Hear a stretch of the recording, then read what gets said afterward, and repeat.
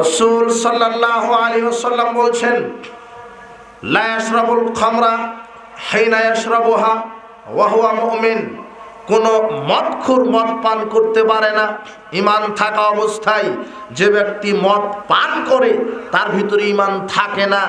মদ নির্ধারিত কোনো বস্তুর নাম নয়, মদ নির্ধারিত কোনো বস্তুর নাম নয়। যেই জিনিসটা বেশি খেলে বিবেকের ক্ষতি হয় তার কমটাই হলো মদ। যেটা মানুষের বিবেককে ক্ষতি করে, যেটা মানুষের বিবেককে নষ্ট করে দেয়, সেটাই হচ্ছে মদ। সেটা বিড়ি হতে পারে, সেটা সিগারেট হতে পারে, সেটা জর্দা হতে পারে, সেটা গুল হতে পারে, ইয়াবা, ফেন্সিডিল, বিয়ার, যা আছে রাসায়নিক প্রাকৃতিক সব হচ্ছে মদ। মদ নির্ধারিত বস্তু নয়। যেটা আপনি খেলে বিবেকের ক্ষতি হয় তার কম খাওয়াটাও কি হারাম, সেটা মদ। এখন আপনাকে দেখাই যে মুরব্বীটা 40 বছর ধরে সালাত আদায় করে, আবার মুরব্বী 40 বছর ধরে বিড়িও খায়। ওই লোকটা সালাত আদায় করছে 20 বছর ধরে, আবার জর্দাও খায়। এর সালাত কি হয়নি? কবুল হয়নি। এর ভিতরে কি নাই? যখন মদ পান করছে তার ভিতরে ঈমান থাকছে না। প্রায় মুরব্বী সালাত আদায় করে, এ কথা ঠিক, কিন্তু মুরব্বী জর্দাও খায়, এ কথা কি? এটাও ঠিক। তার ভিতরে ঈমান নাই, ঈমান আছে নিস্তেজ, সতেজ নয়। এই জন্য মসজিদ ভরা মুসল্লি থাকবে, কারো ভিতরে কি থাকবে না? ঈমান থাকবে না। সালাত আদায় করছে 20 বছর ধরে, ও 20 বছর ধরে সুদও খায়। 20 বছর ধরে কি খায়? সুদ খায়। 20 বছর ধরে সালাতও আদায় করে। 20 বছর ধরে, 40 বছর ধরে সালাত আদায় করছে, আবার দুর্নীতিও করছে, ঘুষও খায়। এদের সালাত কবুল হচ্ছে না, এদের হচ্ছে ঈমান নাই। এজন্য রাসূল সাল্লাল্লাহু আলাইহি ওয়াসাল্লাম বলছেন যে মসজিদ ভরা থাকবে মুসল্লি, এর ভিতরে ঈমান থাকবে না। ঈমানটা আল্লাহ যা বলেছেন, নবী যা বলেছেন তা শোনার সাথে সাথে মেনে নেওয়ার নাম হচ্ছে ঈমান। এটা ঈমানের পাওয়ার। সাহাবীদের ঈমানের পাওয়ার দেখবেন, সাহাবীদের একটা দেখায়, দুটা দেখায়। খয়বারের যুদ্ধের দিন, খন্দকের যুদ্ধের দিন সাহাবীগণ বিজয় লাভ করেছে। তো সাহাবীরা গৃহপালিত যে গাধা, এই গাধাটা জবাহ করে গোশত রান্না করছে। রান্না শেষ হয়ে গেছে। যখন রান্নাটা শেষ হয় তখন একটা সুন্দর মজার গন্ধ নাকে আসে, তাই না? গোশত যখন রান্না করা হয় তখন গন্ধ নাকে আসে না? কত সুন্দর তেল মশলা দিয়ে লবণ দিয়ে পাক করেছেন। তো সাহাবীগণ এভাবে বলছেন যে আমরা রান্না হয়ে গেছে, আমরা পাত্রে ঢেলে এখন খাওয়া শুরু করব। এমন সময়তে মুহাম্মদ সাল্লাল্লাহু আলাইহি ওয়াসাল্লাম বলছেন যে শোনো, আমি মুহাম্মদ সাল্লাল্লাহু আলাইহি ওয়াসাল্লাম গাধাকে হারাম করে দিলাম। সাহাবীগণ শোনো, আমি মুহাম্মদ সাল্লাল্লাহু আলাইহি ওয়াসাল্লাম গৃহপালিত গাধাকে হারাম করে দিলাম। এই কথা শুনতে দেরি, এই কথা শুনতে দেরি ফেরেশতারা লাথি মেরে ওই পাতিলটা ফেলে দিলেন। একটা গোশতও খেলেন না। আপনি যদি হতেন, আপনারা যদি হতেন তাহলে বলতেন হয়েছে হয়েছে হারাম, যেহেতু রান্না হয়ে গেছে আজকে অন্তত খেয়ে নেই। এটা আপনার ঈমানের গতি আর ফেরেশতাদের ঈমানের গতি। ফেরেশতারা একটা, সাহাবীদের ঈমানের গতি। সাহাবীগণ শুনতে দেরি, মানতে দেরি না। আনাস বলছেন, আনাস রাদিয়াল্লাহু আনহু, যে আবু তালহার বাড়িতে মদ পরিবেশন করা হচ্ছে, তখন মদ হালাল ছিল। আমি নিজে গ্লাসে ঢেলে ঢেলে দিচ্ছি, সাহাবীগণ পান করছে। হঠাৎ একজন আগন্তুক এসে বলছেন, শোনো, মায়েদার 90 আয়াত নাজিল হয়েছে। আল্লাহ বলছেন, ইয়া আইয়ুহাল্লাযিনা আমানু ইন্নামাল খামরু, হে পৃথিবীর বিশ্বাসীগণ, আল্লাহ মদকে হারাম করে দিয়েছেন। সাহাবীগণ এই আয়াত শোনার সাথে সাথে যারা গ্লাস হাতে নিয়েছিল ফেলে দিলেন, যেই কলসে ছিল লাথি মেরে ফেলে দিলেন, যারা মুখে দিয়েছিল তারা কুলি করে দিলেন, যারা গিলে ফেলেছিল তারা হাত ঢুকে দিয়ে বমন করে দিলেন। এর নাম হচ্ছে ঈমানের পরিচয়। আপনার ভিতরে ঈমান নাই, তাই আপনি কোরআন হাদিসের আলোচনা বুঝতেও পারেন না, মানতেও পারেন না। এই যে দেখেন, শুনতে দেরি মানতে দেরি, মদ হারাম। সাহাবীগণ মদ পান করা থেকে বিরত থাকলেন। গাধার গোশত হারাম, খাওয়া থেকে বিরত থাকলেন। শুনতে দেরি আছে, মানতে দেরি নাই। মুরব্বী, আপনি 40 বছর ধরে শুনছেন জুমার খুতবায়, তাফসির মাহফিলে যে 1 টাকা সুদ খেলে 36 বারেরও বেশি জেনা হয়। আপনাকে বলছে আলেম ওলামা এই আয়াত দিয়ে সুদ হারাম, এরপরও আপনি সুদ খান। এখন বলেন আপনি মুসলিম না মুনাফিক? সাহাবীগণ 40 বছর ধরে কোনোটা শোনা লাগেনি, 40 সেকেন্ড লাগেনি। শুনতে দেরি, মানতে দেরি নাই। আর আপনি জুমার দিনে শোনেন, তাফসির মাহফিলে শোনেন সুদ হারাম, এরপর আপনি সুদের সাথে আছেন। এখন বলেন তো আপনার ঈমান আছে না নাই? 40 বছর ধরে শুনছেন যে বিড়ি সিগারেট, জর্দাগুল, মদ পান করা হারাম, এখন আপনি বিড়ি সিগারেট ছাড়তে পারেননি। এখন বলেন আপনার ঈমান আছে না নাই? আশ্চর্য কথা, যে ঈমান বিড়ির আগুন নিভাতে পারে না, সেই ঈমান জাহান্নামের আগুন নিভাবে? জি না। যে ঈমান আজানের পরে মসজিদে নিয়ে যেতে পারে না, সেই ঈমান জান্নাতে নিয়ে যেতে পারবে? জি না। যে ঈমান একজন নারীকে পর্দায় রাখতে পারে না, বেপর্দা থেকে ফিরাতে পারে না, সেই ঈমান ওই নারীকে জাহান্নাম থেকে ফিরাতে পারবে না। এটাই হচ্ছে ঈমানের পরিচয়। আপনি 40 বছর ধরে শুনছেন যে প্যান্ট, লুঙ্গি, পাজামা, টাকনুর নিচে পড়া লাগে।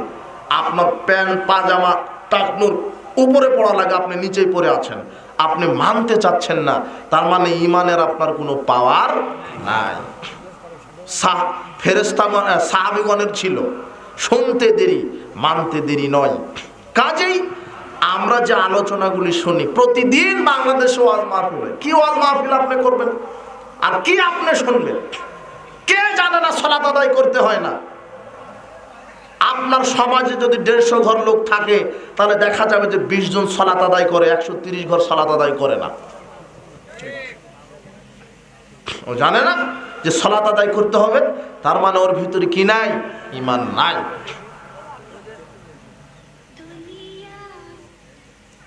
সালাত মসজিদে করছে মুসল্লিরা, সালাত আদায় করার পরেই যদি ঈমান না থাকে, তো যারা সালাতে আদায় করে না, এদের অবস্থা কি?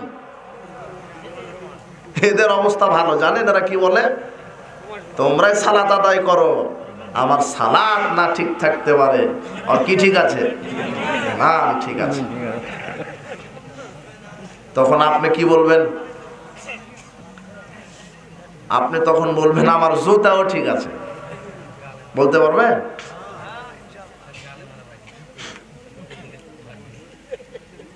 ইন্না লিল্লাহ। সালাত আদায় না করলে সে মুসলিম থাকতে পারে না। ইন্না বাইনা রাজুল ওয়া বাইনা শিরকুল কুফর তারকুস সালাত।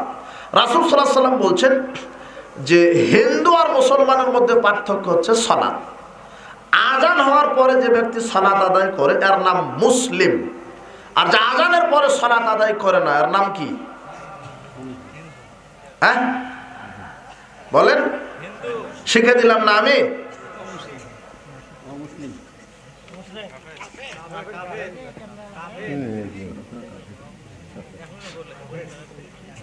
কাফের আসবে, মুশরিক আসবে, অমুসলিম আসবে, অত ইখতিলাফি যাওয়ার কোনো দরকার নাই। সরাসরি বলবেন যে যারা সালাত আদায় করে এরা মুসলিম, যারা করে না তারা হিন্দু। মনে থাকবে না?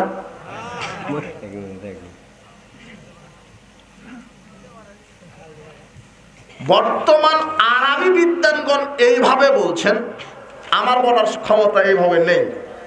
আরবি বিদ্বান তারা বলছেন যে স্ত্রী সালাত আদায় করে, স্বামী সালাত আদায় করে না, তাহলে এদের বিবাহটা তালাক হয়ে গেছে, এদের বিবাহ ঠিক নেই।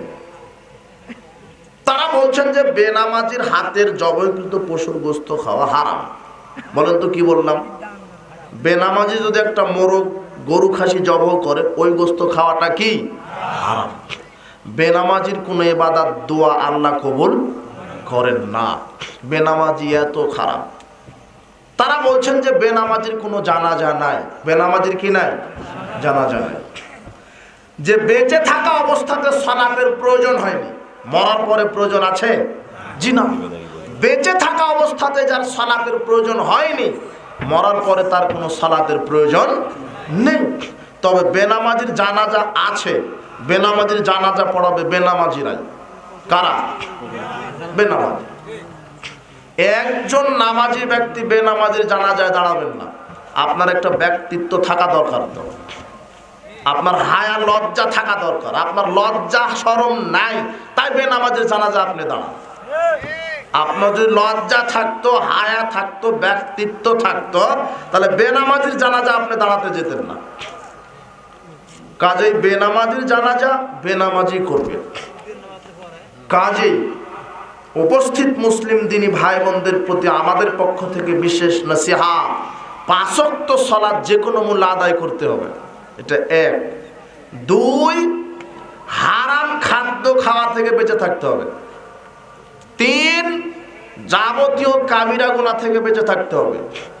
4, শিরক এবং বেদাত মুক্ত থাকতে হবে। 5, প্রতিবেশীর সাথে সদাচরণ করতে হবে, আত্মীয়দের সাথে ভালো ব্যবহার করতে হবে। এই কয়েকটা আমল যদি আপনি করতে পারেন, জান্নাত হবে ইনশাআল্লাহ। বলেন ইনশাআল্লাহ। 5 ওয়াক্ত সালাতের সাথে কোনোদিন আপোষ করবেন না। যে কোনো মূল্যে হারাম খাদ্য থেকে বেঁচে থাকবেন, হালাল খাদ্য খেতে হবে। যে কোনো মূল্যে কাবিরা গুনাহ থেকে বেঁচে থাকবেন, যে কোনো মূল্যে শিরক বেদাত করা থেকে বেঁচে থাকবেন, যে কোনো মূল্যে প্রতিবেশীর সাথে, মানুষের সাথে ভালো আচরণ করবেন। এই আমল যদি কয়েকটা থাকে, তাহলে জান্নাত হবে ইনশাআল্লাহ। জান্নাত খুব সহজ, সবার জন্যই জান্নাত খুব সহজ। নারীদের জন্য জান্নাত অতীব সহজ। রাসূল সাল্লাল্লাহু আলাইহি ওয়াসাল্লাম বলছেন, কোন নারী যদি 4টা কাজ করতে পারে, কয়টি? 4টি। 1, 5 ওয়াক্ত সালাত। 2, রমাদানের সিয়াম। 3, লজ্জাস্থানের হেফাজত, পর্দায় থাকবে, তারা বেপর্দায় চলবে না। নারী পর্দায় থাকার বস্তু, নারী ঢেকে রাখার বস্তু। নারী কেন মাঠে ময়দানে ওইভাবে উলঙ্গ হয়ে চলবে, উলঙ্গ পোশাক পরে চলবে? যে নারী বেপর্দায় চলে, নারীদেরকে সাবধান করে দিচ্ছি, নারীরা, কবর খুব কঠিন জায়গা, জাহান্নাম আরো কঠিন। আপনি আল্লাহকে ভয় করেন, পরকালকে ভয় করেন, কবর জাহান্নামকে ভয় করেন, পর্দায় থাকেন। এভাবে বেপর্দায় চলে মানুষের ঈমানকে নষ্ট করে জান্নাত পাওয়ার আশা করেন না। আপনি পর্দাতে থাকেন। 3 নম্বর, লজ্জাস্থানের হেফাজত করেন। 4, স্বামীর খেদমত করেন। রাসূল সাল্লাল্লাহু আলাইহি ওয়াসাল্লাম বলছেন, কোন নারী যদি 4টি কাজ করতে পারে, ওই নারীর জন্য জান্নাতের 8টি দরজা খোলা থাকবে। নারীদের জন্য জান্নাতে যাওয়া সহজ, নারীদের জন্য জান্নাতে যাওয়া সহজ। কিন্তু রাসূল সাল্লাল্লাহু আলাইহি ওয়াসাল্লামের বক্তব্য বোঝা যাচ্ছে যে নারীরা হবে অধিকাংশ জাহান্নামী।